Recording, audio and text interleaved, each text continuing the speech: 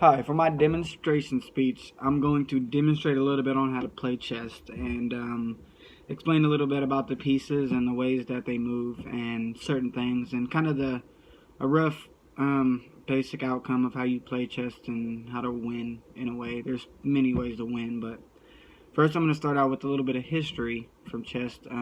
It was actually created in the 6th century in India from the Gautama Empire. They actually based this game off of military and strategize. The very front row of these pieces are called your pawns, which this was your infantry if you want to refer to as military. These two rooks were your chariots as far as military. These other two beside those are called your bishops. These were the elephants, as they called them, or kind of clumsy, but they do a certain thing. They actually come into use in certain times. These two right here are called your knights in chess, but as far as their words, they were called the chariots. Or cavalry, sorry. And then you have your king and queen. Your queen, actually I'm going to start off with the pawns.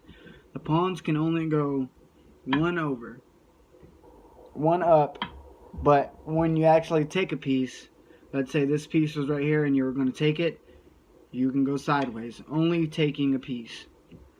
Only actually taking the piece can you go sideways. These pieces cannot hop over anything, or they cannot move sideways, like I said, unless you're taking a piece. And when you first begin your chess game, these actually can move 2 spaces at first. When your first move, any other move, it's only 1 space forward, unless you're taking a piece, which is sideways.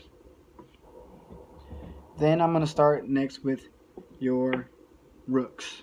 These things, they kind of, most of the time they look like little castles, or, yeah, pretty much castles. That's what they look like. These ones can move all the way across the board forward, or all the way sideways. Forward or sideways. They can go on any color square, and they can go forward and sideways. When you're taking a piece, you'll have to stop. For instance, if this piece is here, and you got your rook, and your rook is in front of here, when you take this piece, you stop. You pick the piece up, you put it in your pile, and that's where the piece stops.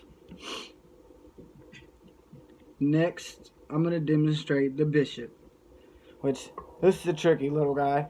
He actually has to stay on the color that he begins on. So if you begin on, let's say your board, this board is actually gray and clear, but let's say your board is red and black, you have to stay on the black color on your bishop if you start out on black.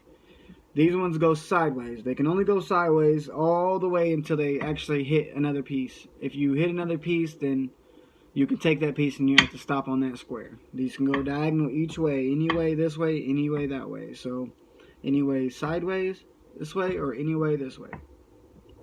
Those are your bishops. You have 2 bishops on each side here. You cannot jump over pieces with the bishops at all. These pieces have to stand in. The only way they can move is if a piece is out of its way. Next, I'm going to demonstrate the knight. The knights, these are kind of more complex pieces. You actually can jump over pieces with a knight, but these pieces move in an L shape, just like this, up and over. It's pretty simple, but you can go 2 spaces up and 1 space is over, or you can go 2 spaces backwards and 1 space over. So, let's say you're right here and you can go 1, 2, 3 spaces up and 1 space over. So, I'm sorry, 2.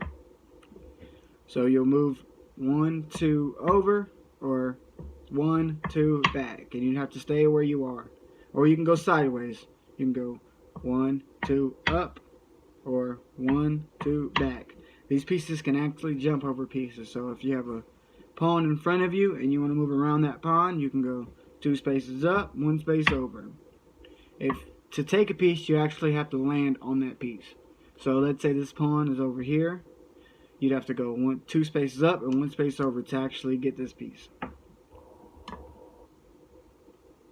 Now, I'm going to show you what the queen does. Queen is extremely important in the game of chess.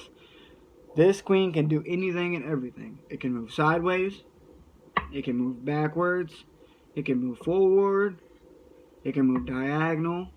It can move diagonal this way. Now, this queen can go anywhere on the board, and most of the time, everyone plays different, but I try to keep the queen real close to my king to protect it. The purpose of this game is to protect your king. This king is extremely vulnerable. It's actually the most important piece on the chessboard, but it's extremely vulnerable because it can only go one space. This king, I would say, it moves exactly like the pawns. One space up, one space back, one space sideways, one space over. And purpose of this game is to move your pieces in a way that your king cannot move. You can't take this piece, as in take it and put it on your side. You have to, if you got this queen right here, the queen is in the side of the king, that's called check. That means the next person or your opponent has to move this piece out of the way, somehow or another, to where it's not in check anymore. But, let's say you have it this way, you have queen here, in the line of the king sideways, and then you have a bishop, which is right here, and the king can't move anywhere. Let's say it can't move this way or it'll be in check. It can't move sideways or it'll be in check. It can't move up or it'll be in check. That's where you get checkmate.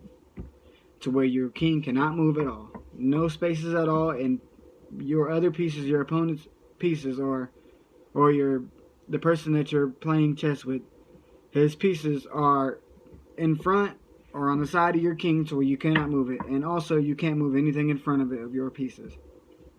That's called checkmate. That means you win the game. There's so many ways to get checkmate in this game, but I kind of relate this chess game, I'd say, to life. I mean, a game of chess, I'd relate it to life. Every single thing that you do has a consequence. Everything that you do has an outcome. So, I mean, you're constantly thinking about not the move that you're on, but your next move in your head. So, like, if I move this here, and he takes this, then I can take the next piece with something else, with another move. So, it's kind of like life. I mean, if you move one space up in life, or you do something that it's always going to create some kind of consequence or action or outcome that is made, that you get through that experience or through that move or through that thing in life. But that's kind of a rough overview of how to play chess. If you got any more questions, just ask me or message me, and I hope you guys come to appreciate the game as much as I did, and as much as I do when playing it. And that pretty much concludes my demonstration of how to play chess. Thanks. Bye.